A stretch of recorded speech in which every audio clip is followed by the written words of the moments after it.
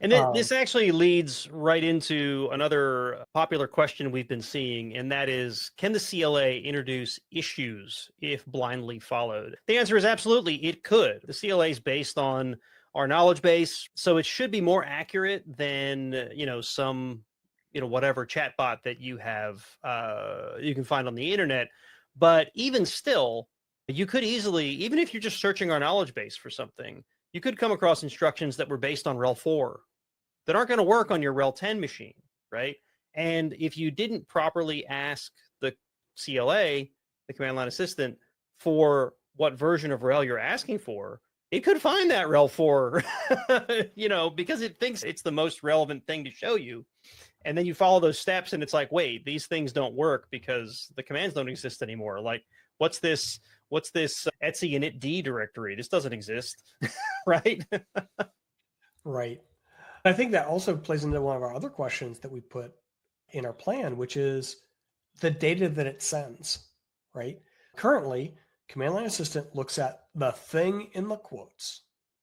Right. Or the data you've piped in, like I did in my example earlier. So you control the data that's being sent to the AI backend for resolution. It also uses a RAG model. So Vincent actually asked about, do I get the same session? Can I ask it questions that are related to questions in the past?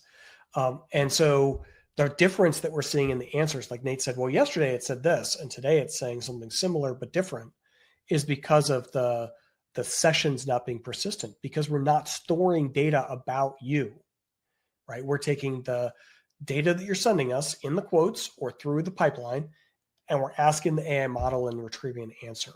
It's not taking additional data about your system or you or your sessions and storing it to be able to provide that additional context.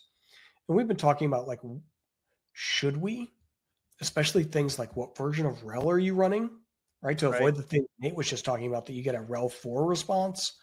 Right now, we're kind of handling that by, like, put your RHEL version in the question. Yeah. And there you go. You told it.